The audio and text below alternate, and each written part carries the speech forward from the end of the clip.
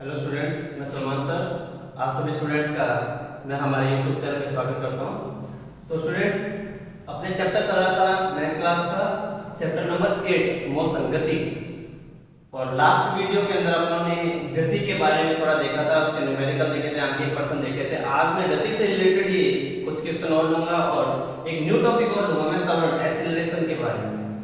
तो पहले मैं बताता हूं कि गति और वेग होता क्या है। एक्चुअल में दोनों सिस्टम सेम ही है, दोनों के सूत्र सेम ही होंगे कि भाई चाल जो है, चाल के बारे में क्या कुछ लेने वाले अपने, और वेग है, तो दोनों सिस्टम सेम ही है, दोनों का सूत्र सेम होगा। फर्क इतना है कि अभी चाल का जैसे हमने लास्ट वीडियो के अंदर देखा, चाल v बराबर दूरी बटे समय, लेकिन वेग जो है उसमें होगा विस्थापन बटे समय। और आपको दूरी और विस्थापन के बारे में पता ही होगा, लास्ट वीडियो के अंदर अपनों ने विस्थापन और दूरी के बारे में देखा था। तो औसत चाल की जैसे आप लोगों ने पीछे सूत्र देखा, v बराबर s बटे t, यानी दूरी बटे समय था, और वेग का जो है विस्थापन बटे समय। पहले मैं बताऊंगा कि विस्थापन कैसे है। जैसे मान लीजिए कोई वस्तु यहाँ पर है और वो क्या करती है, चल के घूम के फिर के, जैसे मान लो यहाँ तक गई तो वो यहाँ विस्थापन यहाँ से लेकर यहाँ तक हो गया, लेकिन वो चल के वापस इसी बिंदु यानी प्रारंभिक बिंदु और अंतिम बिंदु जब सेम हो, यानी वस्तु यहाँ से चलना शुरू हो रही है और चल के वापस यहीं तक आ जाए, तो उसका जो विस्थापन होगा वो होगा शून्य, जीरो होगा। तो जैसे आपने लास्ट वीडियो के अंदर चाल का सूत्र देखा था, चाल बराबर दूरी बटे समय, तो उसी का मैं एक एग्जांपल और ले रहा हूं। एक उदाहरण है कि उषा जो है वो 90 मीटर लंबे तालाब में तैरती है। मान लीजिए ये पूरा बोर्ड है वो तालाब है कि यहाँ से लेकर और जो अंतिम बोर्ड का मान लीजिए यहाँ तक ये दूरी है, वो टोटल एक तालाब है 90 मीटर की दूरी पर है। बोल क्या रहा है कि वह एक सिरे से यानी इस बिंदु से लेकर दूसरे सिरे तक सरल रेखीय पथ पर जाती है। सरल रेखीय मतलब क्या होता है, एक सीधी रेखा में, यानी यहाँ से चलना शुरू हुई है और वो टोटल वहां तक 90 मीटर गई है। और आगे क्या बोल रहा है, तथा वापस आती है। वो क्या बोल रहा है कि यहाँ से लेकर वो एकदम सीधी वहां तक गई, ये दूरी जो है वो कितनी थी, 90 थी, और वापस चल के वो यहाँ से लेकर यहाँ तक आई है। तो शायद आपको पता चल गया होगा कि मैं टोटल दूरी की बात करूं कि यहाँ से लेकर, यानी वो तालाब है यहाँ से लेकर 90 मीटर था, तो 90 मीटर तो गई है और 90 मीटर वापस आई है, तो 90 और 90 180 हो चुका है। तो टोटल मैं दूरी की बात करूं तो यहाँ पर जो दूरी है वो टोटल आ चुकी है आपके पास 180 मीटर। और अगर मैं विस्थापन की बात करूं तो मेरा प्रारंभिक पॉइंट यहाँ पर था, प्रारंभिक बिंदु है वो यहाँ पर था, वो यहाँ से पहले 90 गया और वहां से चल के वापस इसी बिंदु पर आ चुका है। तो इसका जो विस्थापन होने वाला है वो होगा डियर शून्य, क्योंकि वो वापस चल के उसी बिंदु पे आ चुकी है। आगे क्या बोल रहा है वो, इस दौरान वह कुल 180 मीटर की दूरी 1 मिनट में, यानी यहाँ पर 1 मिनट जो दे रखा है वो आपको समय दे रखा है, तय करती है। तो उषा की औसत चाल ज्ञात करनी है और औसत वेग ज्ञात करना है। तो सबसे पहले मैं लिखूंगा कि उषा द्वारा तय की गई दूरी, जो टोटल जो दूरी तय की गई है, पहले मैं दूरी की बात करूं, विस्थापन के बाद में लेंगे अपने। तो कुल दूरी है यहाँ से लेकर यहाँ तक 90 तो वो गई है और 90 वापस आई है, तो टोटल दूरी आ चुकी है 180 मीटर। बात करें कुल समय की तो उसको समय लगा है 1 मिनट। और अपने को जैसे अपने ने मात्रक देखा था, तो मात्रक क्या है इसका, किलोमीटर पर हावर। या तो दूरी है वो क्या लीजिए, किलोमीटर में लीजिए, और जो समय है वो हावर घंटों में लीजिए। लेकिन यहाँ पर अगर आप चाहो तो मीटर पर सेकंड में भी ले सकते हो। तो ये दूरी मीटर में है तो मुझे समय सेकंड में बनाना पड़ेगा। तो 1 मिनट लिखा है उसमें, तो मुझे पता है कि 1 मिनट में 60 सेकंड होते हैं। तो अपने को समय है वो 1 मिनट की जगह लेना पड़ेगा 60 सेकंड। अब मैं यहाँ पे क्या करूँ, मुझे पता चल गया है कि कुल दूरी है वो 180 मीटर है, कुल समय है वो 60 सेकंड आ चुका है। तो मैं औसत चाल का सूत्र लगा दूंगा। चाल का सूत्र होता है दूरी बटे समय, दूरी है 180, तो 180 बटे समय था 60 सेकंड, तो 180 बटे 60 है, उसको डिवाइड करोगे तो आएगा 3 मीटर पर सेकंड। तो ये आ चुकी है उषा की औसत चाल। अब बात करें, जैसे मैंने अभी बताया कि उषा यहाँ से लेकर वहां तक गई है, वहां से लेकर यहाँ तक वापस आई है, तो टोटल दूरी तो 180। लेकिन विस्थापन की बात करें तो वो प्रारंभिक बिंदु ये था, वो चल के वापस यहीं पे आ चुकी है, तो उसका विस्थापन हो जाएगा शून्य, जीरो हो जाएगा। तो उसके औसत वेग की बात करें तो औसत वेग का जो सूत्र है वो होता है, मैंने यहाँ पे लिखा हुआ विस्थापन बटे समय।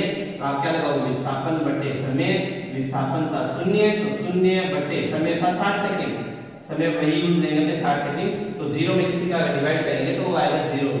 तो जो दूरी है वो आ जाएगी 3 मीटर, जो औसत चाल है वो आ जाएगा 3 मीटर पर सेकंड, और जो औसत वेग है वो आ जाएगा 0 मीटर पर सेकंड। और मैंने यहाँ पे लास्ट में लिख देना है कि अतः पूछा कि औसत चाल 3 मीटर पर सेकंड, वह विस्थापन है वो 0 मीटर पर सेकंड है, 0 मीटर पर सेकंड होगा।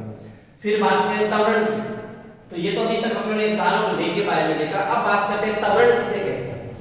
त्वरण मान लीजिए, देखो उसमें परिभाषा पहले मैं लिखता हूं, वेग में परिवर्तन की दर को त्वरण कहते हैं। अब आप कहो सर वेग में परिवर्तन किस क्या कहते हैं, होता क्या है, मान लीजिए आपके पास यहाँ पे गाड़ी है और वो गाड़ी चल रही है 40 किलोमीटर पर आवर, यानी 40 किलोमीटर पर आवर की स्पीड से चल रही है, और गाड़ी की जो स्पीड है वो मैंने मान लीजिए कर दी है 70 किलोमीटर पर आवर कर दी।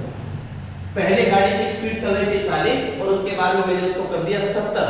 अब वेग में परिवर्तन कितना हुआ, पहले वेग था 40, अब कितना हो चुका है 70, तो इसमें परिवर्तन कितना होगा, 40 से वो 70 गया, तो मैं क्या करूंगा, इस 70 में से 40 को घटा दूंगा तो कितना आएगा 30 आ जाएगा। 70 में से आप 40 को घटा दोगे तो आपके पास 30 आ जाएगा। यानी वेग में परिवर्तन कैसे निकला, ये जो अंतिम वेग था, यानी इसको तो बोलते हैं अपने अंतिम वेग, और ये जो है उसको बोलेंगे अपने प्रारंभिक वेग। यानी फाइनल वेलोसिटी में से इनिशियल वेलोसिटी को माइनस कर देंगे, अंतिम वेग में से प्रारंभिक वेग को घटा देंगे। तो मैं यहाँ पे लिखना चाहूंगा, जैसे मैंने यहाँ पे लिखा है वेग में परिवर्तन की दर को त्वरण कहते हैं। यानी त्वरण जो है उसको इंग्लिश में बोलते हैं एक्सीलरेशन, इसलिए त्वरण का आपने ए यूज करेंगे। यहाँ पे सूत्र हो जाएगा वेग में परिवर्तन बटे लगा समय। तो वेग में परिवर्तन कैसे निकालते हैं, मान लीजिए मैंने क्या किया, प्रारंभिक वेग है उसको मैंने मान लिया u, अंतिम वेग है उसको मैंने मान लिया v, और समय है उसको मैंने मान लिया है t। तो यहाँ पे सूत्र क्या बोला मैंने, त्वरण a बराबर अंतिम वेग माइनस, जैसे मैंने अभी यहाँ पे किया था अंतिम वेग से प्रारंभिक को घटा देंगे, तो अंतिम वेग माइनस प्रारंभिक वेग और बट्टे में समय का समय आ जाएगा। अंतिम वेग को अभी आप अपने में क्या माना, v माना, तो मैं यहाँ पे अंतिम वेग की जगह v लिख देता हूँ, प्रारंभिक वेग को मैंने u माना था तो माइनस u लिख देता हूँ, और बट्टे में समय के लिए मैं लगा देता हूँ t। तो मेरे पास a यानी त्वरण निकालने का जो सूत्र है वो आ जाएगा v माइनस u बट्टे t। तो ये त्वरण का सूत्र है। मैं बात करूं मात्रक की, तो देखो मात्रक क्या होता है, सूत्र है a बराबर वेग बटे समय, यानी वेग देखिए अंतिम वेग में से प्रारंभिक वेग को आपने घटा दिया तो यहाँ पे वेग है, और शायद आप लोगों ने देखा था यहाँ पे वेग का जो है वो मात्रक में यही होता है किलोमीटर पर आवर या मीटर पर सेकंड। तो मैं यहाँ पे क्या करता हूँ, वेग का मात्रक लगा देता हूँ मीटर बटे सेकंड, और बट्टे में 1 सेकंड और है तो ये बट्टे में आ जाएगा। तो टोटल हो चुके हैं 2, नीचे 2 आ चुके हैं, तो सेकंड को सेकंड से गुणा करें तो सेकंड स्क्वायर, तो त्वरण का जो मात्रक आएगा वो मीटर पर सेकंड स्क्वायर हो जाएगा। या आप इसको चाहो तो ऐसे भी लिख सकते हो, मीटर सेकंड टू माइनस या माइनस 2 लिख सकते हो आप इसको। तो ये इसका मात्रक। चलो इसके मैं न्यूमेरिकल की बात करूं आपकी प्रश्न की, तो मैंने एक क्वेश्चन दिया है, विराम अवस्था से राहुल अपनी साइकिल को चलाना शुरू करता है। ध्यान देना, यहाँ पे क्या बोल रहा है कि मान लीजिए यहाँ पर एक साइकिल है और वो क्या कर रहा है, राहुल इसे चला रहा है, और पहले जो है वो साइकिल रुकी हुई है, और जब भी कोई चीज रुकी हुई हो तो उसका प्रारंभिक वेग हो जाएगा 0 हो जाएगा। कोई भी चीज विराम अवस्था में हो, रुकी हुई हो, तो उसका प्रारंभिक वेग 0 हो जाएगा। राहुल अपनी साइकिल को चलाना शुरू करता है और 30 सेकंड में, देखना ध्यान देना, 30 सेकंड आ गया समय, 6 मीटर पर सेकंड का वेग प्राप्त करता है। ठीक है, यानी पहले गाड़ी रुकी हुई थी, यानी u का मान था 0, लेकिन 30 सेकंड यानी टाइम दे रखा है, और यहाँ पर 6 मीटर पर सेकंड v का मान दे रखा है। आगे बोल रहा है कि वह इस प्रकार से ब्रेक लगाता है कि साइकिल का वेग है अगले 5 सेकंड में कम होकर 4 मीटर पर सेकंड हो जाता है। अब आप गौर करोगे यहाँ पे 2 स्थिति लगी है, 2 कंडीशन लगी है। पहले साइकिल रुकी हुई थी और 30 सेकंड में 6 मीटर पर सेकंड चलने लगी, ये है पहली कंडीशन।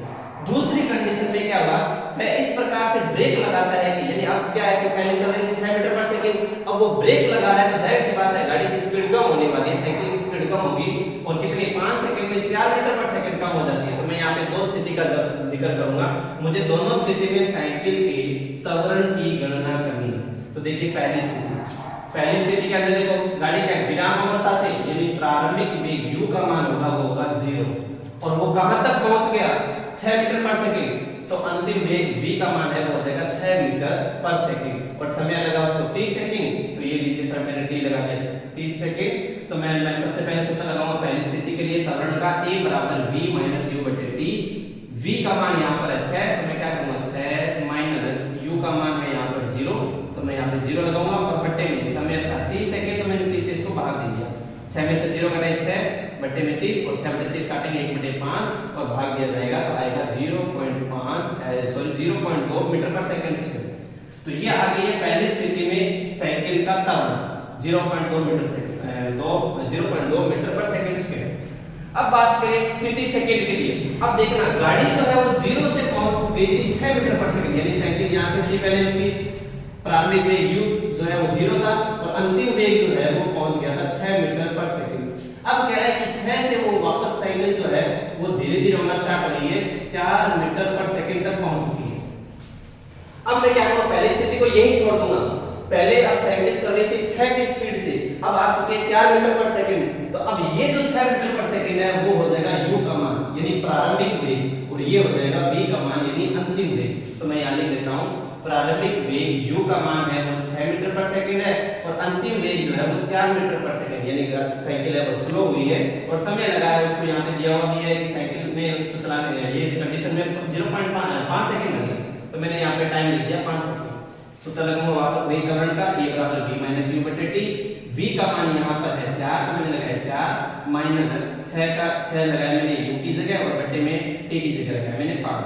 तो 4 में से 6 घटाएंगे तो आएगा माइनस का 2, बड़ी डिजिट माइनस का तो माइनस 6 है, उसमें से 4 को घटाएंगे तो माइनस 2 बटे 5 और डिवाइड करेंगे तो आएगा माइनस 0.4 मीटर पर सेकंड स्क्वायर। अब हम लिख देंगे कि अतः, अब दोनों कंडीशन का साथ में लिख देंगे कि अतः साइकिल का त्वरण जो है वो पहली स्थिति में 0.2 मीटर पर सेकंड स्क्वायर है व दूसरी स्थिति में माइनस 0.4 मीटर पर सेकंड स्क्वायर होगा। कल अपने जो है नेक्स्ट वीडियो के अंदर मैं त्वरण से रिलेटेड कुछ एक और फॉर्मूले लूंगा, तो इतने में आप ये जो जितने भी स्टूडेंट्स हैं वो इन टॉपिकों को ध्यान से करें, क्योंकि फिजिक्स जो है उसके न्यूमेरिकल में बच्चों के बहुत दिक्कत आती है। तो आप साथ साथ क्या कीजिए, जितने हो सके उतने न्यूमेरिकल आपको अपने हिसाब से करना है। Thank you.